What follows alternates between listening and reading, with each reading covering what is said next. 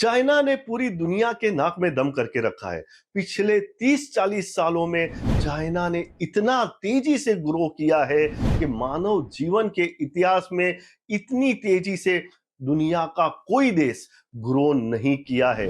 हम चाहे चाइना को कितना ही कोसे, लेकिन भारत, अमेरिका, यूरोप, दुनिया का हर एक देश चाइना पे इतना ज्यादा डिपेंडेंट हो गया है कि हर साल चाइना के साथ पूरी दुनिया का बिजनेस और डिपेंडेंसी बढ़ रहा है। क्या किया है चाइना ने ऐसा कि पूरी दुनिया चाइना पे डिपेंडेंट हो गई है? क्या बिना चाइना के पूरी दुनिया कोलैप्स हो जाएगी? और आगे आने वाले सालों में चाइना ऐसा क्या करने वाला है जिससे हमारी मुश्किलें और ज्यादा बढ़ने वाली है? देखेंगे हम आज के इस वीडियो में। वीडियो बहुत ही ज्यादा इंटरेस्टिंग है, तो इस वीडियो को आखिर तक देखें और चैनल पे नए हैं तो चैनल को सब्सक्राइब कीजिए। चाइना पे पूरी दुनिया कैसे डिपेंडेंट हो गई है?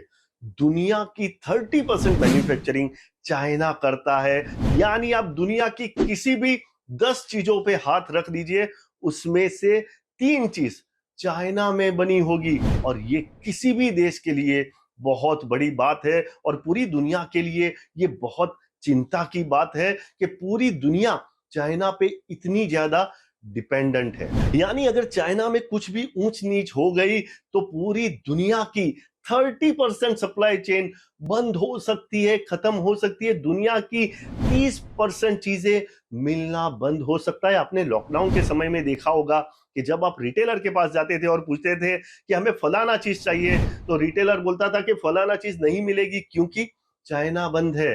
ढिमकाना चीज नहीं मिलेगी क्योंकि चाइना बंद है। तो अगर चाइना में कुछ प्रॉब्लम हुआ तो पूरी दुनिया स्टैंड स्टिल हो सकती है।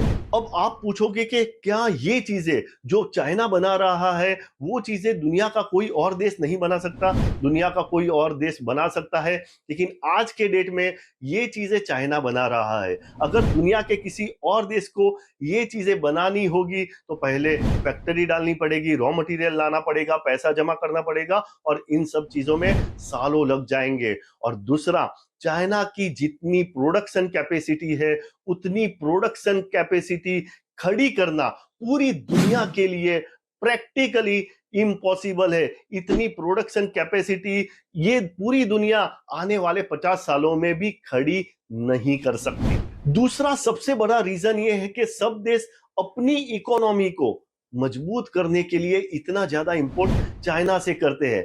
चाइना इतनी सस्ती चीजें बनाता है कि जो चीज अगर आप अपने देश में बनाते हो वो चीज आपको 90 रुपए में पड़ती है, वही चीज अगर आप चाइना से इंपोर्ट करते हो तो वो चीज आपको 80 रुपए में पड़ती है।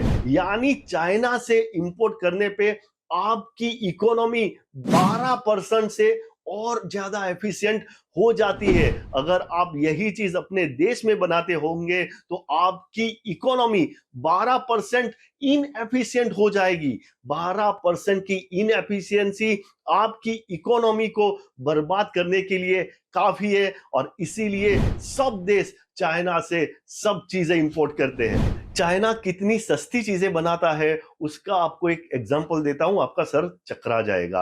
अगर आप कोई भी चीज बनाते हो तो उसके लिए रॉ मटेरियल लगता है। सपोज आपका रॉ मटेरियल 10 रुपए का है।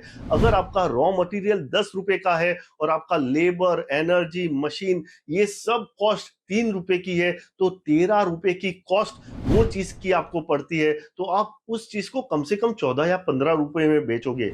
लेकिन चाइना में बहुत सारी चीजें ऐसी है कि जिसका रॉ मटेरियल 10 रुपए का है लेकिन वो चीजें बिकती है मार्केट में 8 रुपए में। आपका सर चकरा गया ना? ये कैसे पॉसिबल हो सकता है वो हम आगे देखेंगे। कहने का मतलब यह है कि चाइना इतना एफिशिएंटली काम करता है जितना एफिशिएंटली दुनिया का कोई देश काम नहीं कर सकता। और दूसरा, चाइना के मार्केट में आपको कांचीपुरम सिल्क की साड़ी भी मिलेगी, बनारसी साड़ी भी मिलेगी, राजस्थान के राजवी घराने के आर्टिफैक्ट्स भी मिलेंगे और कोल्हापुरी चप्पल भी मिलेगी। यानी सुई से लेके शिप तक हर चीज चाइना में आपको मिल सकती है। चाइना 80s और 90s में इतना बड़ा मैन्युफैक्चरिंग हब नहीं हुआ करता था, लेकिन चाइना ने ये देखा कि जैसे साउथ कोरिया और जापान मैन्युफैक्चरिंग में बहुत ज्यादा प्रोग्रेस हासिल करके बड़े इकोनॉमी बन गए, वैसे चाइना भी एक बड़ी इकोनॉमी बन सकता है। मैन्युफैक्चरिंग को प्रमोट करने के लिए चाइना की गवर्नमेंट ने दुनिया भर की कंपनियों को और अपने देश की कंपनियों को बोला कि आप आइए हमारे यहाँ पे मैन्युफैक्चरिंग कीजिए, आपको जितनी भी चीजें लगेगी वो सब हम आपको कम से कम दामों में दिलवाएंगे। आपको लैंड लगेगी, हम आपको सस्ते में दिलाएंगे।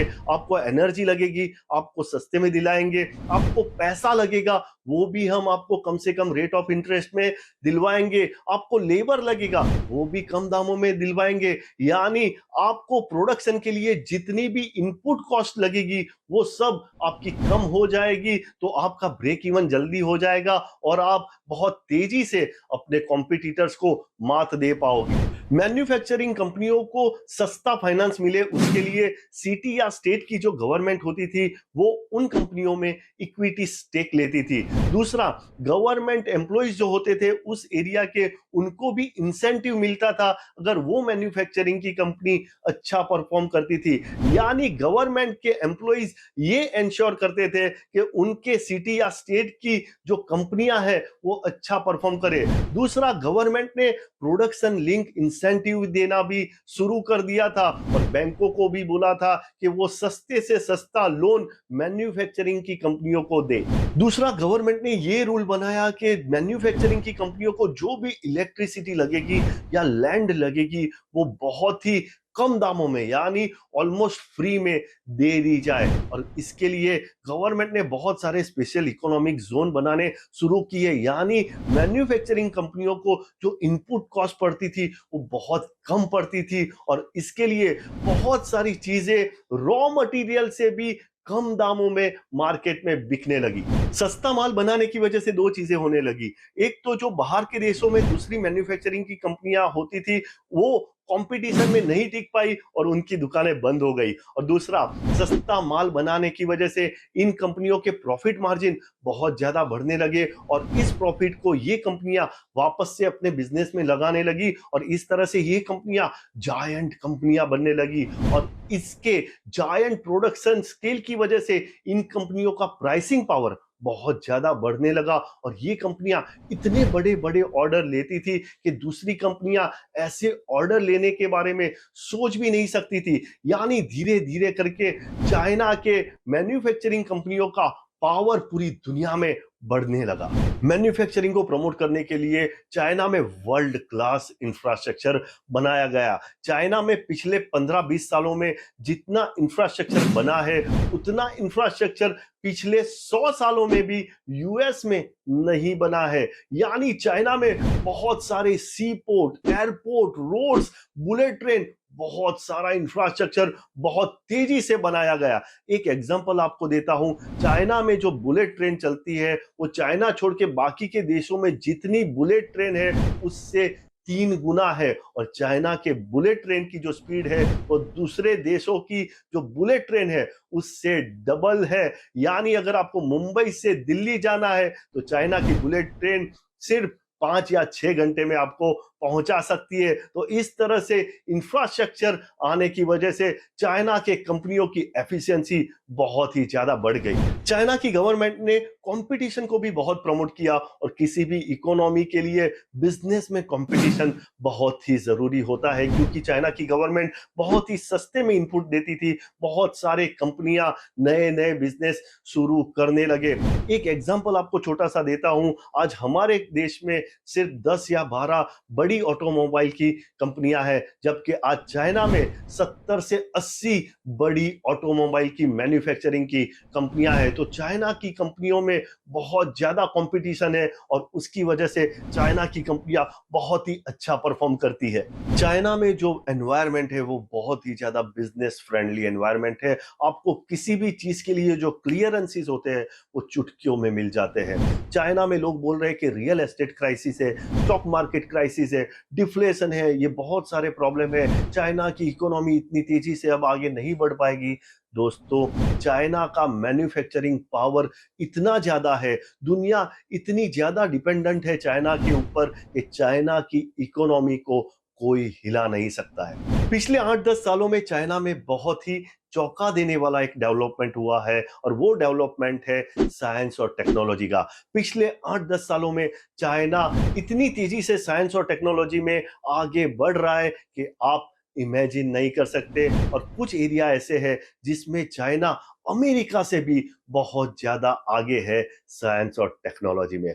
आशा करता हूं ये वीडियो आपको पसंद आया होगा। इस वीडियो को ज्यादा से ज्यादा लोगों के साथ शेयर कीजिए, जिससे चाइना के सुपर पावर बनने की रियलिटी सबको पता चले। अगर वीडियो पसंद आए तो वीडियो को लाइक कीजिए और चैनल पे नए हैं तो चैनल को सब्सक्राइब कीजिए और सब्सक्राइब करते टाइम बेल आइकन दबाना बिल्कुल ना भूले। अपडेटेड रहिए, इन्फॉर्म रहिए, क्योंकि दुनिया बदल रही है।